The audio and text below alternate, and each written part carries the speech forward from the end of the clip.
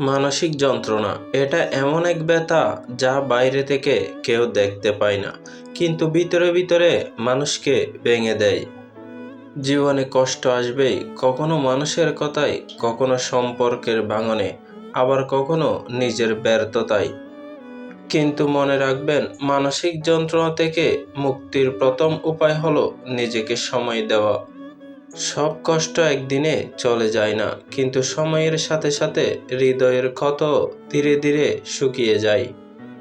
দ্বিতীয়ত, সবকিছু মনে জমিয়ে রাখবেন না। বিশ্বাসযোগ্য কারো সাথে কথা বলুন, অথবা নিজের অনুভূতি লিখে ফেলুন।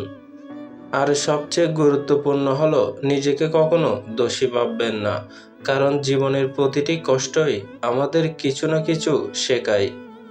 মনে রাখবেন, অন্ধকার যত গভীরই হোক, একটা ছোট্ট আলোয় তাকে দূর করতে পারে। তাই আশা হারাবেন না, কারণ আপনার জীবনেও আবার ভালো সময় আসবে।